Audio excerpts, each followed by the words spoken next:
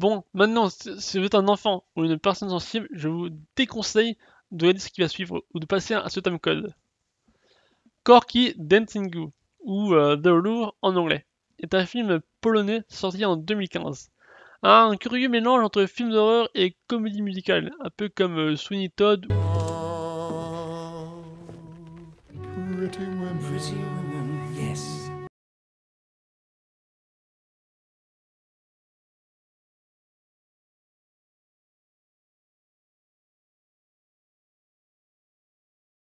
ou The Rocky Horror Picture Show.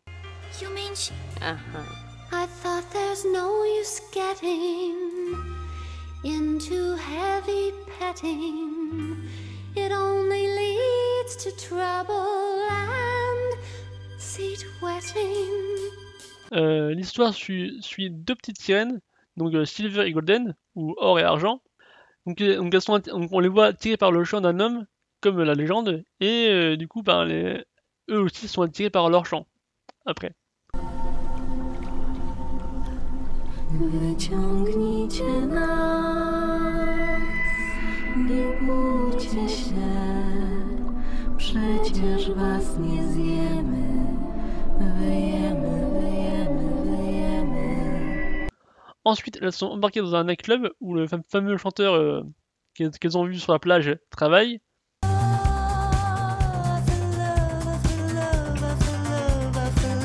Le patron du club, les voyant, pense que c'est des enfants. Et comme tous les youtubeurs, quand ils croisent des enfants, ils leur demandent Rozbierzcie się. Mais surprise, surprise. Et si les sirènes, une fois sur Terre, certes, leur queue de poisson se transforme en jambes, une fois sèche, mais elles n'ont ni vagin ni anus. Donc du coup, après cette scène dérangeante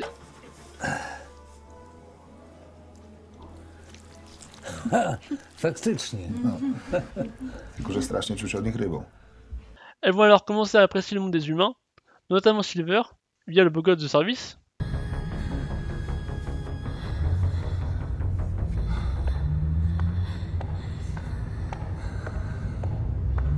Elles deviennent très appréciées du public du club, sans doute dû au fait qu'elles s'en fichent de se foutre à poil et de montrer leur queue. De sirène, hein. Je veux dire, leur queue de sirène, je parle, évidemment. Par la suite, Golden va ressentir une certaine jalousie de sa sœur et de sa relation avec le beau gosse.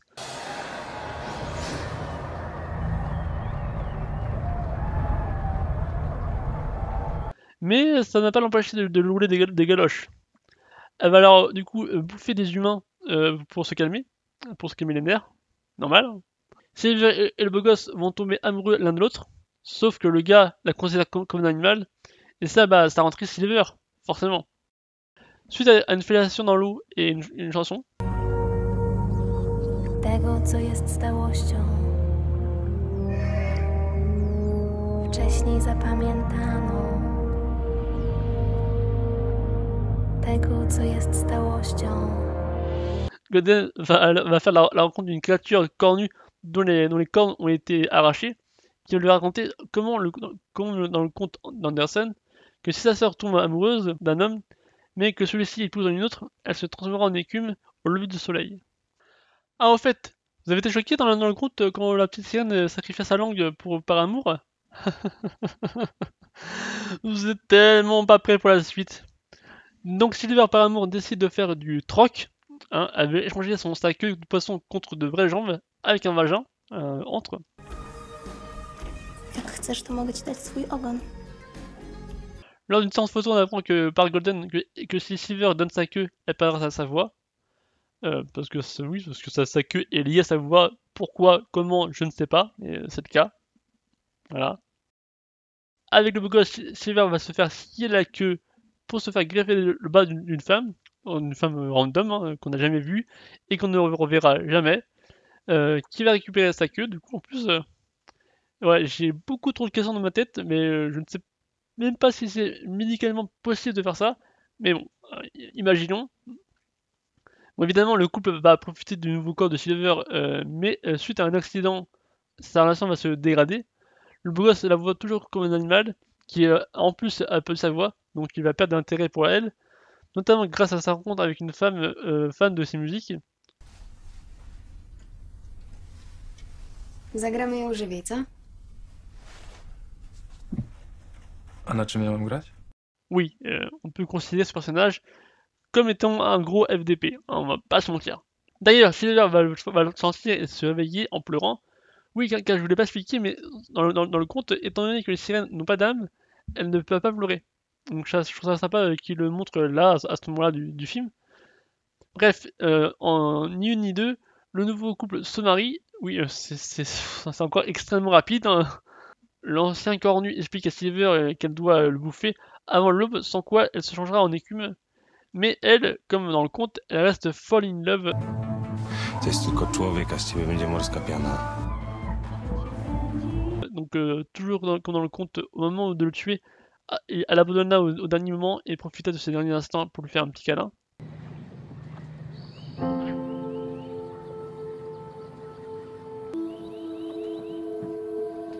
Elle se changeait en écume au premier rayon de soleil dans ses bras.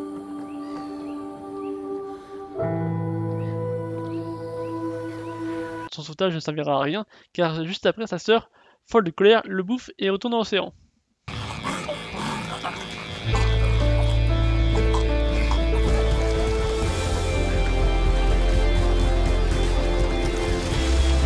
On part maintenant aux États-Unis pour une adaptation qui n'a absolument rien à voir avec le conte, Splash, sorti en 1984. Le film s'ouvre 20 ans dans le passé sur un bateau où les gens font clairement semblant de danser. Et on y voit un gamin qui utilise la fameuse technique de ramasser un truc par terre pour reluquer sous les jupes des femmes. Ouh, je sens que ce film va être bien. Ensuite, on voit du coup Alan se suicider. Attendez une minute. Dans le synopsis, il est écrit qu'il est tombé du bateau. Mais là, il a clairement sauté volontairement. Bizarre. On apprend ensuite que la raison pour laquelle il a sauté, c'est qu'il avait vu une petite fille sous l'eau et qui s'est trouvée être une sirène.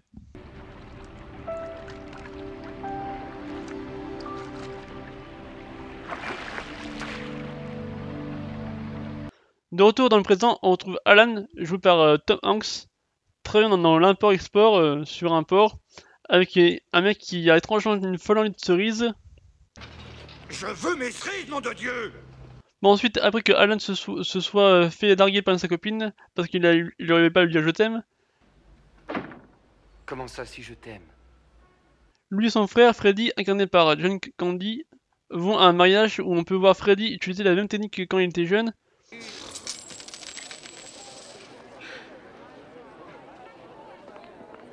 Alan dessine alors, comme tout mec qui se fait larguer. Alan! Elle a rompu! Elle m'a quitté et ma vie est un calvaire, c'est d'accord? Voilà, les nouvelles de la météo. Maintenant n'importe où sauf les 3 premiers rangs. D'aller se bourrer la gueule, puis de retourner à Cape Cod. Cape Cod, Massachusetts. Là où il avait rencontré la petite sirène. Mais le taxi l'emmène sur le mauvais côté de la plage et se retrouve coincé sur un petit bateau sur la mer. En essayant de réparer le bateau, il passe par-dessus bord et se cogne contre celui-ci.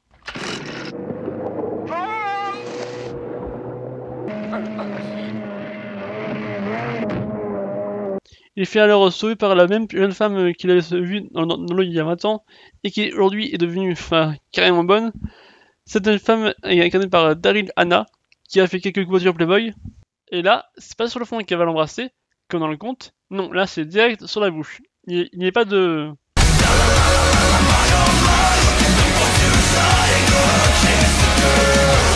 Non, là c'est direct. La petite sirène trouve le portefeuille d'Alan qu'il avait fait tomber. Mais en même temps, elle tombe sur le père Levenstein, ou maître gros sourcil, qui faisait de la plongée à ce moment-là, et à cet endroit-là précis. S'ensuit la fameuse scène de l'épave, sauf que là, ça semble être GCL.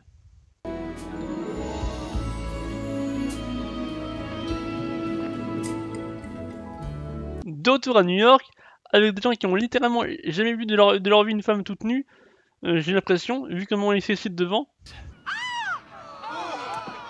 Alors voyons, on n'est pas au Crazy Horse. On peut faire une petite photo, mademoiselle? Jimmy, prends-moi en photo. Vas-y, ce serait extra. C'est un don du peuple français pour symboliser. Mais bon, Grâce au portefeuille et au policier ou garde de côte, je ne sais pas, elle arrive à joindre Alan qui s'empresse d'aller la retrouver.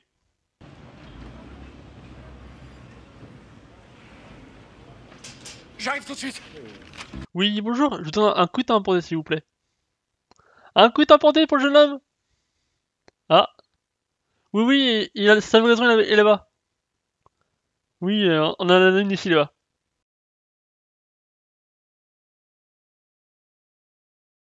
Cool. Salut.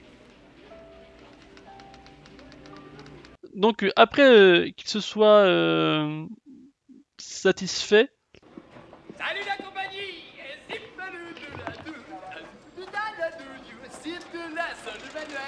Oh, la belle journée que voilà.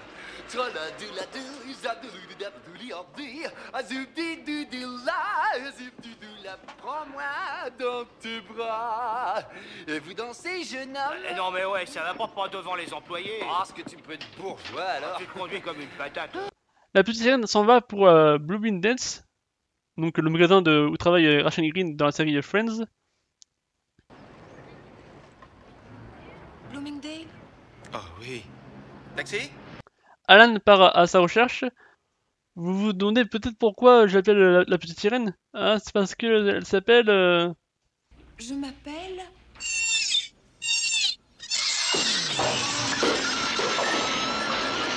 Donc on va se contenter de la petite sirène. Et ça là, c'est quoi? Un cinéma porno? Non mais qu'est-ce que vous foutez? c'est pas Vous auriez pu me faire tuer. Excuse. Bah, c'est pas un cinéma porno. C'est Flashdance. À moins qu'elle considère ce film comme étant un porno. Elle est bonne ta langouste.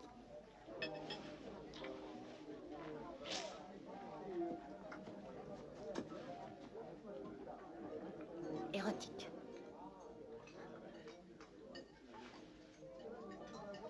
Tu veux la mienne? Durant cette balade, on apprend qu'elle ne peut pas rester sur Terre que durant un cycle lunaire. 6 jours de rêve. 6 jours? C'est tout? Dans 6 jours. C'est la pleine lune. Ce qui fait que juste avant la pleine lune, elle doit retourner à l'eau. Sinon, elle sera bloquée en humaine. Mais elle lui raconte ça de manière à ne pas éveiller les soupçons sur sa condition. Donc je vous épargne toutes les autres intrigues secondaires, mais en gros, vous vous souvenez de Levenstein? Vous savez pas lire. S'ils ont écrit haut sur la caisse, ça veut dire que ça c'est le haut. Alors si ça c'est le haut, on se demande pourquoi vous mettez le haut en bas.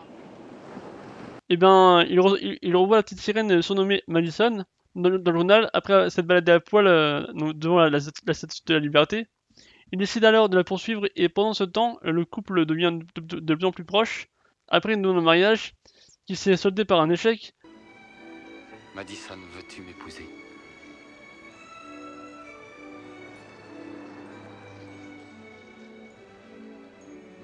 Non.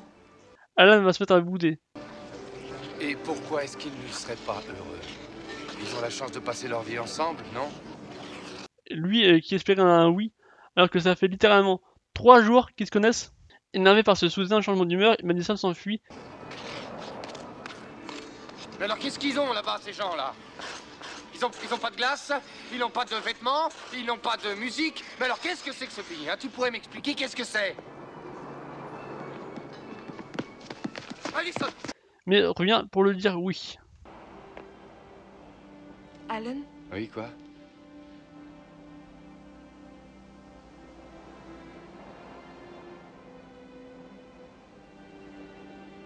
C'est oui. Mais Liv Einstein lui lance de l'eau durant un événement avec le président, et elle se transforme alors en sirène devant tout le monde. Enlevez-lui ça des mains. Qu'est-ce que c'est que ça? Qu'est-ce qu'il fait? Mais qu'est-ce qu'il fait? Attrapez-le.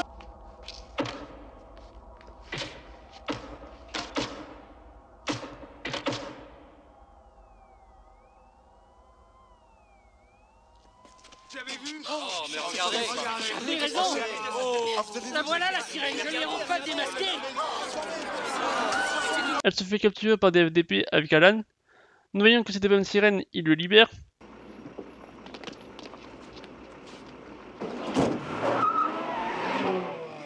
Il va alors aller chercher son frère et Liv Einstein qui commençait à avoir des remords pour aller sauver Madison.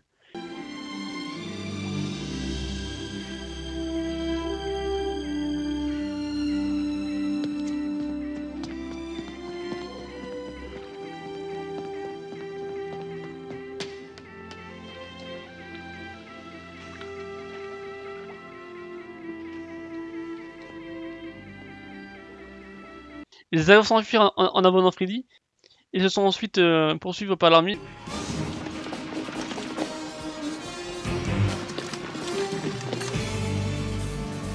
Fonce!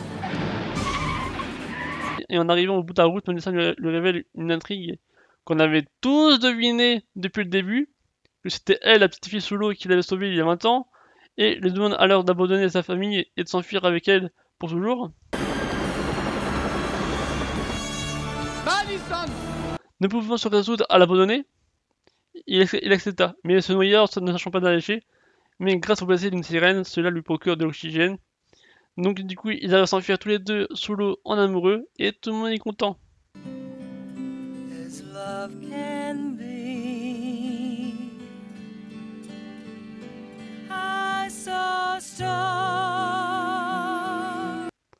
Attendez une minute, c'est Atlantica ça? Il y a un Atlantica dans chaque pays? New York, Copenhague, les Caraïbes, partout. Ok, soit.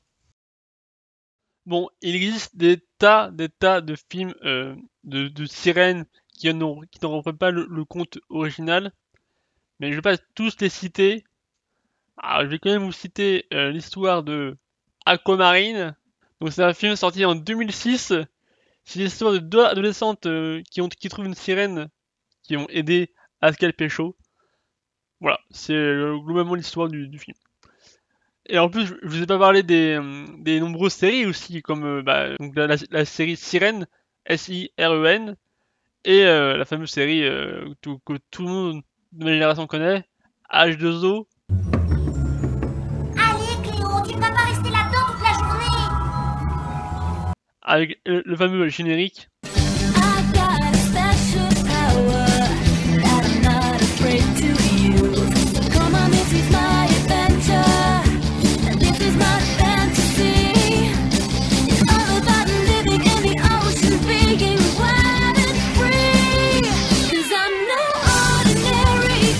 Donc maintenant, je vais vous parler du premier live action américain qui reprend vraiment le conte original. Il est sorti en 2018. On commence par l'intro du film qui nous raconte le conte original. Donc la famille royale, la mère, avec les 6 sœurs, le fait qu'elle doit attendre leurs 15 ans pour monter à la surface.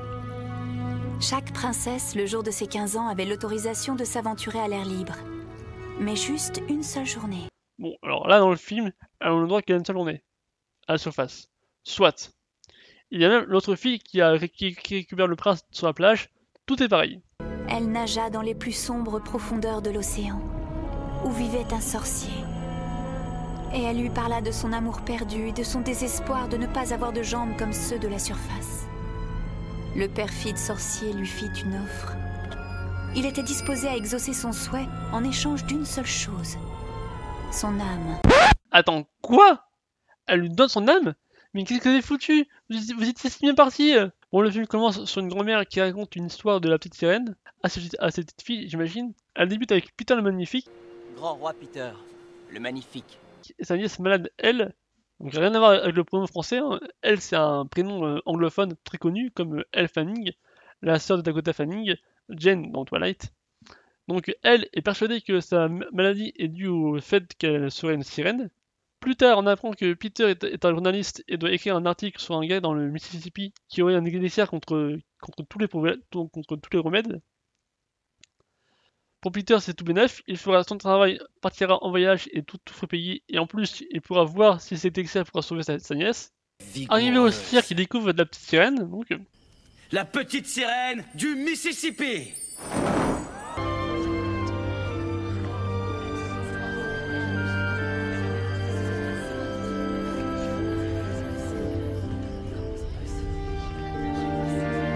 Après que Peter ait fait son travail de journaliste, il croit que toutes ces histoires de l'élixir et de la petite sirène soient une arnaque, donc un placebo pour l'élixir et une illusion pour la petite sirène, notamment dû au fait qu'il l'ait vue sur deux jambes.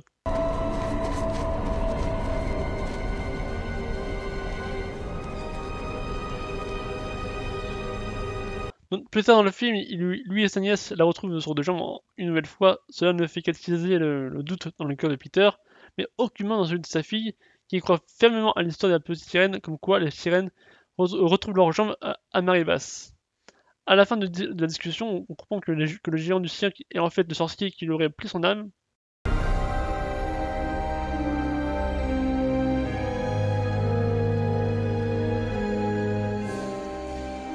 Je suis désolée, je dois y aller. Tu vois, je t'avais dit qu'elle était vraie. Après 3 rencontres inopportunes, la petite sirène et Peter créent un lien ainsi qu'avec sa nièce. Non, Allez, viens. Voilà, Cam va te montrer quoi faire. j'ai peur de ne pas être un très bon danseur. Et suite à la montée de la marée, la petite sirène doit plonger dans l'eau car elle retrouve sa queue de sirène. Et Peter la suivra et découvrira que c'était bel et bien une sirène.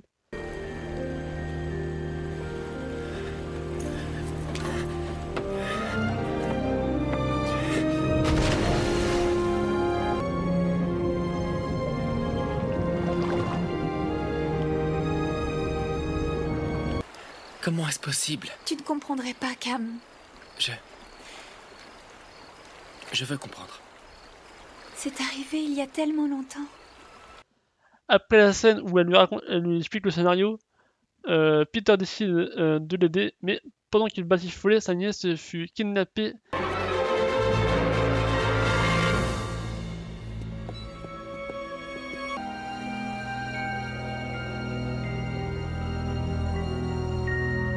Car elle aurait le cœur d'une sirène et donc serait l'élu de son plan machiavélique au grand méchant. Il a dit que j'avais le cœur d'une sirène et que c'était une forme de magie très puissante. Il finit par la délivrer et récupère au passage l'âme de la petite sirène.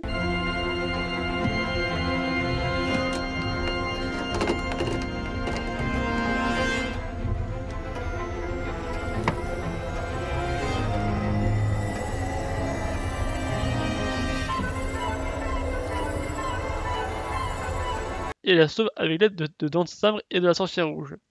Oh,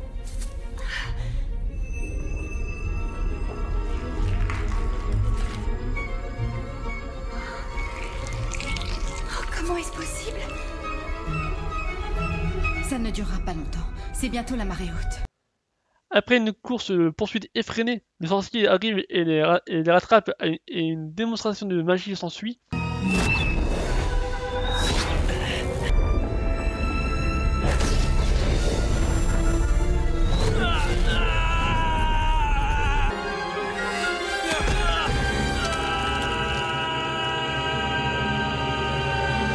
Les sorciers finissent par tomber à l'eau. Tomber à l'eau? Mais attendez une minute. Au début du film, on nous explique que la petite sirène va voir le sorcier alors qu'elle est dans l'eau. Ça veut dire que le sorcier peut vivre sous l'eau, non? Enfin bref, on s'en fiche. Soit, bref, c'est pas grave. La petite sirène, du coup, qui a une fois transformée en sirène due à la marée haute, manquait d'eau, mais Peter la ramena à temps et libère et en plus libère son âme. Du coup bah, aguerri.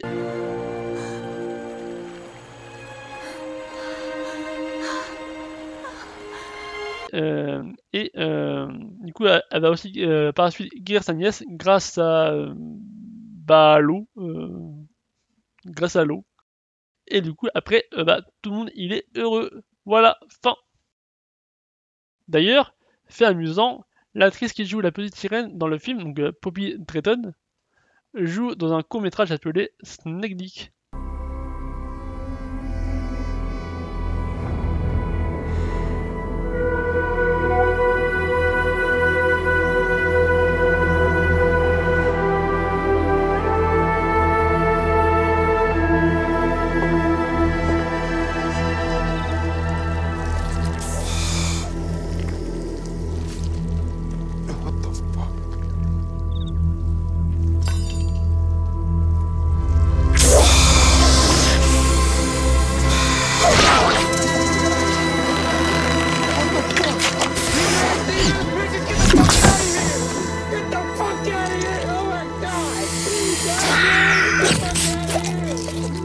Voilà, c'est tout.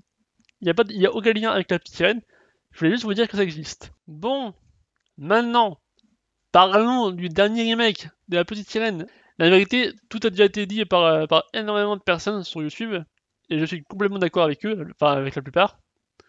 Donc je vais rien dire de nouveau, on va pas se mentir.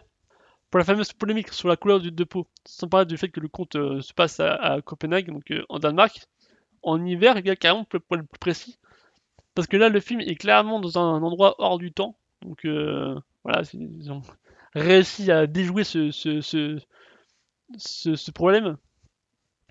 Mais je vais d'abord donc évoquer les 6 sœurs dans sa globalité.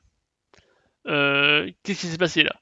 Je sais que dans la mer il y a énormément de sperme de poissons, mais le roi des mers, va falloir mieux viser ta femme là, parce que là ton sperme il s'est un peu éparpillé sur les 4 coins de l'océan. C'est bizarre quand même, non? Bon. Mais parlons de sujet qui fâche.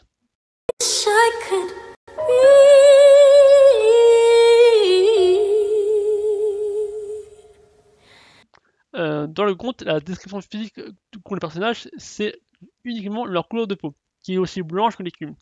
Et donc, bah voilà, c'est bizarre. C'est littéralement la seule caractéristique physique qui est décrite dans le conte, en fait. C'est juste la couleur de leur peau. C'est vraiment juste ça qui est décrit. Donc, et là, vous allez me dire que le conte est suffisamment vieux pour être dans le domaine public, donc il peut être réadapté. Du coup, les réalisateurs sont libres de changer quelques trucs. Et puis, tu as déjà vu des sirènes? Tu peux m'affirmer quelle couleur de peau elles ont? Et ce sont de très très bons arguments. Très très bons. Mais par contre, parlons science et évolution 2 petites minutes. Imaginons un instant que les sirènes existent, que leur peau côté femme soit bel et bien une peau humaine, et donc fonctionne comme la nôtre.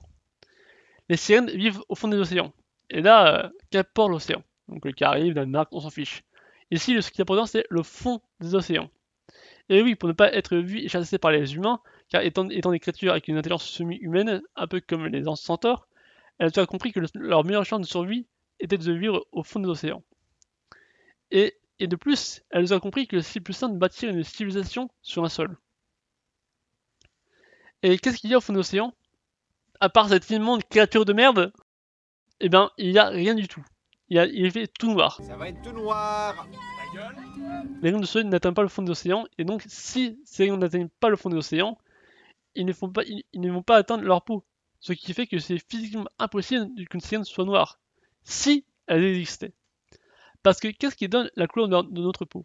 C'est la mélanine, un acide aminé présent dans notre corps qui a pour but de nous protéger des rayons de soleil, des rayons ultraviolets qui qu'envoie le soleil. La mélanine, au fil de l'évolution, va beaucoup plus être présente chez les personnes qui vivraient dans un environnement où le soleil brille intensément, comme sur le continent africain. Ce qui va donner une peau ébène capable de résister aux rayons de soleil. Alors que pour les personnes qui vivent dans un environnement où le soleil brille moins fort, la mélanine diminuera au fil de l'évolution, ce qui va leur donner une peau plus claire.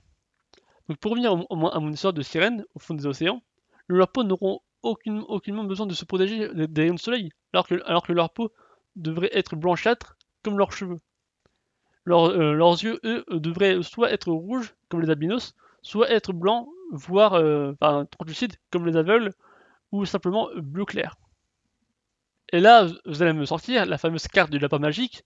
Ah mais Disney, ça n'a pas pour but d'être cohérent. Ou un bon vieux, bah ta gueule c'est magique. Et là, je n'aurai pas le contre-argument à votre argument. Donc bah bien joué, vous m'avez bloqué. GG.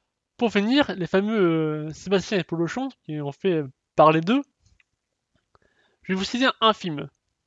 Et quand je vais vous le citer, vous allez me dire, mec, t'as pas d'honneur. Tu oses utiliser ce film comme argument? Eh bien oui, je l'utilise. Je le cite. Garfield, le film de 2004. Vous savez ce gros chat roux qui adore les lasagnes et qui déteste les lundis?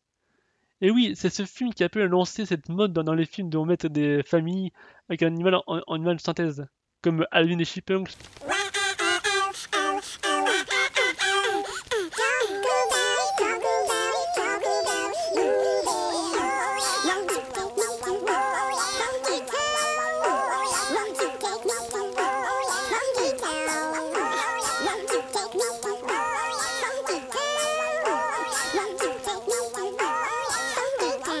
Ou Woody Woodpecker.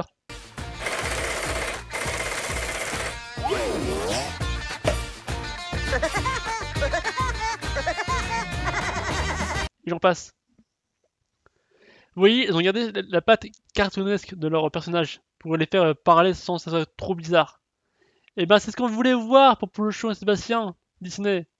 Regardez-moi ça là. Mais ils veulent concurrence, c'était les chats ou quoi? Ah, c'est quoi cette horreur?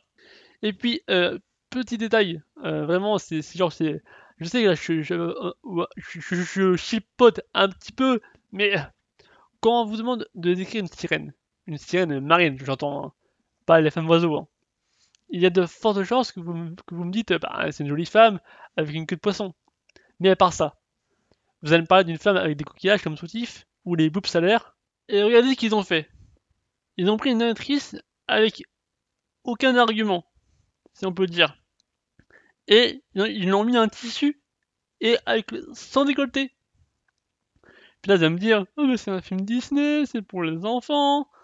Alors ouais, je suis d'accord, mais Ariel, dans le film d'animation Disney, en 1989, même ses suites, elle avait un décolleté. Et en plus, c'est cette personnage précise qui a réveillé tous les hormones des gamins de ma génération. Et elle a aussi réveillé un certain fétiche des pieds pour certaines personnes. Parce que déjà, c'était la première personnage à montrer, enfin, où ses pieds étaient littéralement bien dessinés. Parce qu'avant, c'était juste un triangle, puis balique, quoi. Et d'ailleurs, c'est aussi un premier personnage Disney, ou même un premier personnage de film d'animation pour enfants, où on voit la princesse toute nue. Enfin, on sous-entend qu'elle est toute nue. Enfin, elle n'est pas toute nue. Elle a juste des boobs qui sont cachés avec son soutif. Mais elle a le bas à l'air, quoi. Donc, c'est la première à avoir ça, hein, concrètement. Enfin, on voit pas, mais c'est sous-entendu, tu vois. Enfin bref, ils ont enlevé dans ce plaisir. Attendez, et puis ils ont quand même engagé un acteur de boule dans leur film. Vous allez pas me dire que mettre une actrice noire avec un décolleté, c'était pire que prendre un acteur de cul. Enfin, je suis désolé, c'est pas pire. Bon. En plus, ils avaient fait pareil pour Aladdin. Ils avaient supprimé les femmes dans la chanson du génie pour la remplacer par une scène de beatbox à la con. Oh, je veux bien, mais non. Là, vous nous enlevez les seins, vous nous enlevez les femmes. Oh, c'est quoi ce bordel? Vous allez également la décrire avec de très beaux cheveux. Alors pourquoi ils ont mis une actrice avec des rastas? Sérieux? Qu'est-ce que une Dofus ébène? On s'en fiche. Enfin, si Disney décide de ne pas être cohérent, donc on s'en fiche.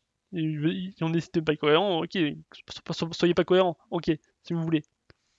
Mais serait-ce trop demander une actrice qui a des beaux cheveux? Et me sentez pas qu'il y a aucune actrice Dofus Eben qui a pas de très beaux cheveux, hein. Genre Tajina Washington, Zendaya par exemple. Zendaya elle a de très beaux cheveux. Bon bah voilà. Pourquoi mettre une actrice avec des rastas? Bref. Et on va pas se mentir. Le jour où ce live action a été annoncé, osez me dire que personne a pensé à cette actrice.